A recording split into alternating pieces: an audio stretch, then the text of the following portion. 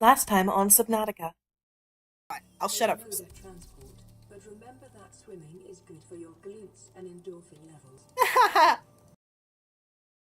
We are running around in our glorious Seamoth, ready to go on some wonderful underwater adventures. I did not mean to steal that phrase. I'm sorry. Please don't hurt me. Let's stop for a second. Let's stop for a second and see what else we need. Where are we going next? I don't want to hit the radio because I am very sad about the sunbeam coming. It's a very sad situation that I really don't want to address in this episode. So I'm going to avoid my problems as long as possible and try to focus on other better things that I can do with my life. Laser cutter. You know what we need? We need to go find where the laser cutter is. And that would be in the Grand Reef, I believe. Or, no, that would be the Grassy Plateau. Honestly, I don't know what biome the Grand Reef is. I do know the Grassy Plateau is the grassy red areas underwater populated by sand sharks and spadefish.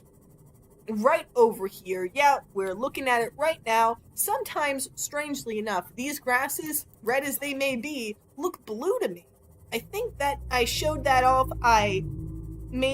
Oh, I hear him right now. There they are. We saw these in an earlier episode, but I love these creatures. Reefbacks in their weird pulsating undersides are some of the best models in the game. I still wonder though, is that the Karar virus infecting their undersides? Or are the Leviathans in fact immune? Maybe, maybe not. Over here we have a crash site. Hopefully we can find some laser cutter fragments. As long as we don't get eaten by a sand shark, that is. But these goofy things, they don't even hurt my submarine. See, look at that. He's trying his best. He's trying his best. Don't get mad at him. He's trying his best. Passing 100 meters. Oxygen efficiency decreased. Look at that. We got some floating titanium over here. 2 pieces of floating titanium over here. I'll pick those up. Those will be useful in the future. Here, I forgot to put my scanner in my inventory after I released the mobile vehicle bay. We can scan this trash can so when we do get a base and materials that we do not need, we can, in fact, get rid of them. It's really good to scan all the things that I can in the game, not only because the data that you receive is a good main part of the story, but please don't switch things around when I don't want you to. Please don't do that. I just want to scan. I just want to scan this goofy motherfucker right here who's trying to run away. He's scared of me.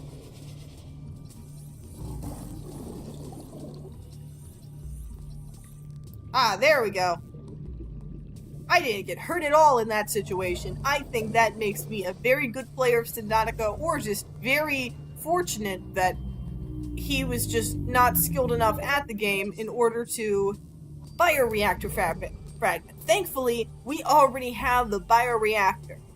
Unlike most people, the bioreactor is my favorite form of energy in the game. Mostly because it is so accessible and so easy to charge with plants like the lantern fruit and other outside plants that you can also shove inside of it to create into a mossy goo in order to...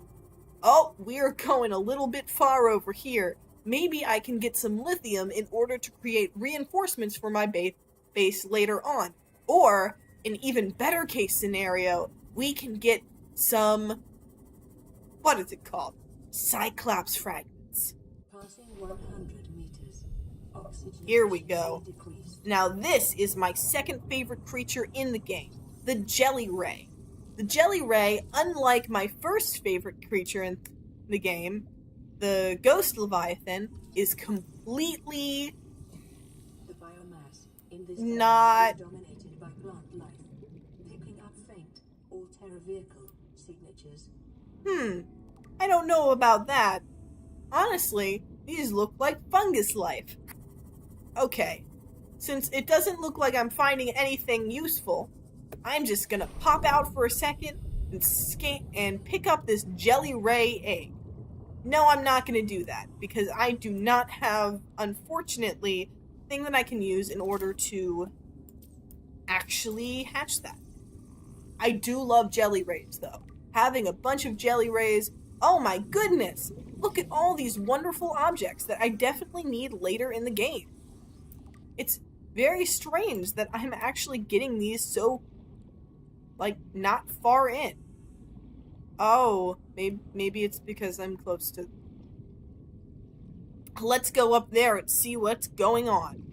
There are so many Cyclops fragments over here. Maybe, if I'm lucky, I'll be able to get the Cyclops really early. Let's see, where did I put my Seamoth? There it is! Let's get into our Seamoth and pop right back up on there and see what's at the top of this cliff. I honestly don't know, because I wasn't paying that much attention to where I was floating in this Seamoth. Oh, Seek fluid intake. this is really not a good place for me to be right now. But hopefully, what I really want to find, like I said when I came out on this journey, is a laser cutter fragment. I believe in this area, which is either the Altera or the Dunes. I'm not really sure. I believe that you can't find laser cutter fragments over here. This right here might be one. No, this is a propulsion cannon fragment. A very useful item in the game, especially for exploring the giant fish ship over there, but not exactly something that I need at the moment. A Cyclops bridge fragment. Wow, that's amazing! I already have the Cyclops bridge. Not the entire thing. Amazingly enough, that's kind of a bit harder to receive. Ladies and gentlemen, I am a bit scared to go over in this area. Let's pick up some quartz. Let's hope that we don't get eaten by the thing that's over there. 30 seconds. Oh no. And let's try to find ourselves a laser cutter fragment. No, I'm a good ways away from where I was afraid that I was kind of drifting over to. In fact, it's probably more dangerous for me to go this way. But still, I'm going to go over here. Oh my goodness, I didn't even notice. We've already got the laser cutter. No, the propulsion cannon. Yep, we are getting a little bit too close over here, but I'm going to chance it just a little bit more. And hope... Oh! Now this right here is an interesting little thing that I would like to share with you. This is a time capsule. Time capsules are cool little pieces of legacy. Oh! Ha! Well, thank you so much! Time capsules are cool little legacy pieces that actually come from people who've already completed the game. They've made the rocket, they've gone back into space, and they've escaped the planet. You know what? In order to... Let's give that. I leave these items since I don't need them anymore. Maybe another poor standard guy, who knows, might find some use for it. It's time for me to go home. Ship is counting down. Wow, that's really amazing, ladies and gentlemen. I am really excited to find out more about this game. Come back here, you. There we go. Okay. We have some suspicious information here. I'm going to learn about the green pustules that have been growing on that poor little rabbit ray. No, we're not going to go over that way. That's a bit scary. Oh. Actually, this is one of those life pods that don't have a signal like that one over there and mine. We would have found this later in the game, but I don't like this. But because we found it now, we can just get this creature decoy. New blueprint acquired. Now that I've grabbed an abandoned PDA, I'll actually go back into my Seamoth, flip around, and read it. Maybe I can also read the information about the green virus that was infecting that rabbit. Let's go back to this life pod, or at least in the general direction, so I don't get eaten by a giant Leviathan-class organism like that thing right there. Thankfully, these guys, like I said, are non-hostile. Unless I ran myself into them and hurt myself in the process. Okay, let's stop for a second and read the things that I just got on my PDA.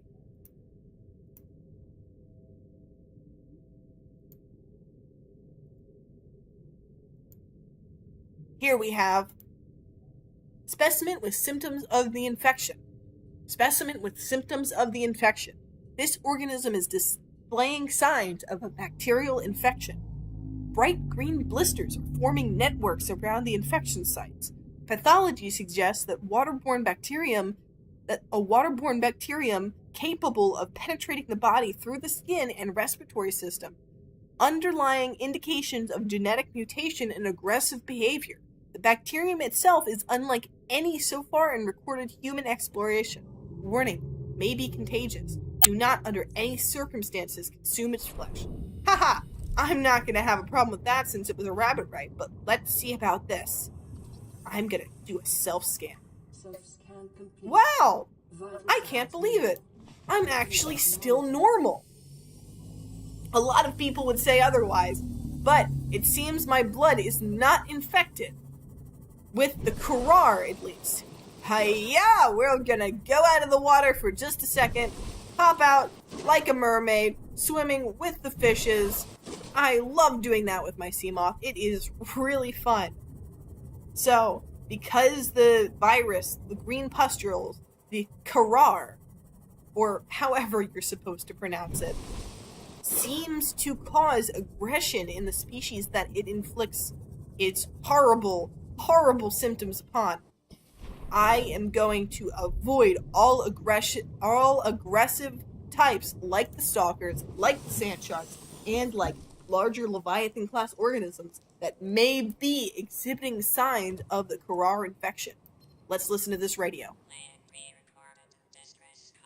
This is Officer Keane in Light Pod 19. The captain is gone. I have assumed command. The last thing the captain did was give me coordinates for dry land. We regroup 1.5 kilometers southwest of the crash site. Stay together and good luck. This message will now repeat. Rendezvous coordinates corrupted. Transmission origin coordinates downloaded. Signal location uploaded to PDA. Okay, it seems like we're going to be going over there and meeting our first look into the deep depth of the ocean. Unfortunately, the Seamoth, my little submarine here, can't go down that far. So I'm going to have to leave it at 200 meters and then dive down with my Sea Glide a little farther so we can see what's going on. Because I already received the laser cutter from that wonderful time capsule left by that very kind person, I don't need to find the fragments anymore. So we can actually progress with the story just a bit farther in this episode. So let's get right on that. I have to say, unfortunately, after I reach Officer Keen's last broadcast location, I am going to have to shut this down just for today. Be looking forward to seeing you tomorrow. What? Okay. Oh.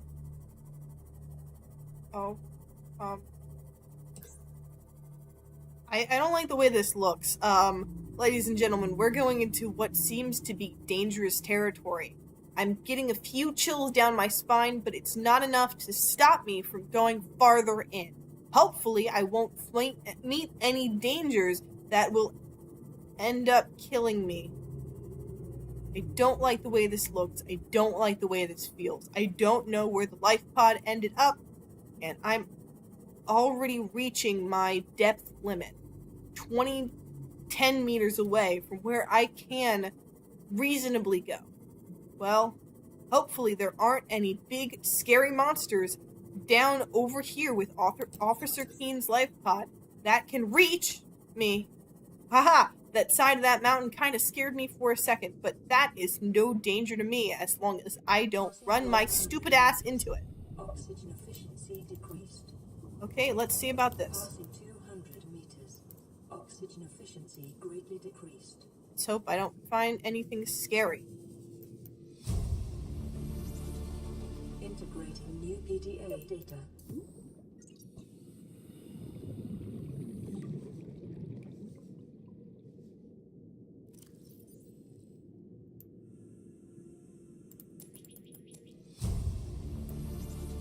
Wow, I actually got a stasis rifle from that time capsule. Along with this power charger fragment, this was a really good find.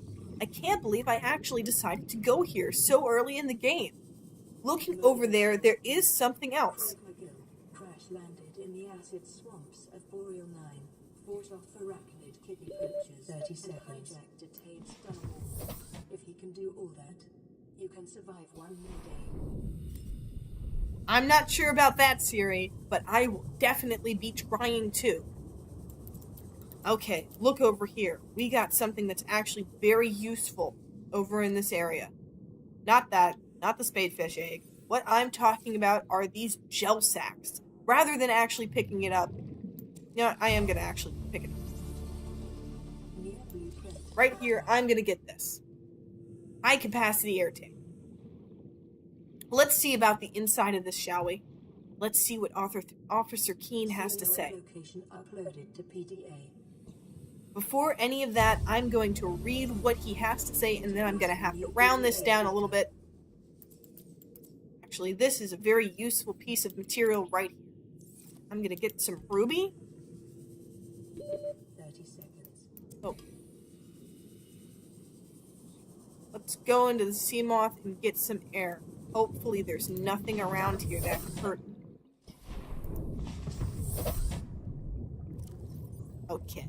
Let's go read these voice logs from Officer Keene. Oh my god. Altera Stasis Rifle, Mark 5. Thank you for purchasing our limited time offer. Enjoy your brand new Stasis Rifle, Mark 5. Altera, blame the Mongolians. Great. Yeah, I'll definitely end up blaming the Mongolians for this Stasis Rifle. Thank you, Mongolia. Life's Pod 19, Officer Keene's crew log. To all crew, if you are reading this, then you have followed the automatic distress signal broadcast by the Life's Pod's onboard computer, contrary to my orders. I have been forced to evacuate. Your orders are to disregard... In this region is unusually low. Cause unknown. Oh, I don't like the way that sounds. Your orders are to disregard my safety and attempt to reach the designated rendezvous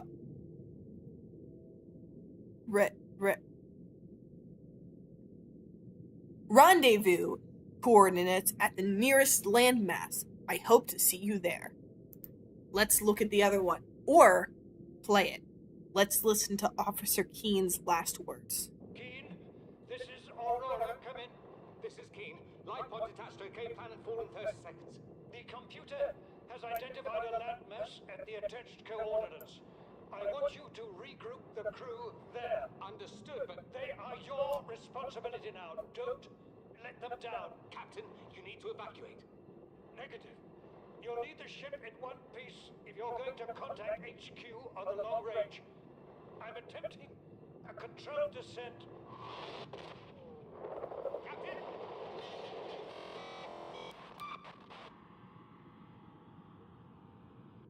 Man, even though they're game characters, it's still really chilling, sad to see them essentially die, or hear them die. Unfortunately, with that, we're gonna have to leave this episode. Oh. We're gonna have to leave this episode right off here while we look at this last image. This is a spoiler for the next episode. Get ready, folks. We're going subterrestrial. Well, that was a bit longer than the other ones. This was the second part, too.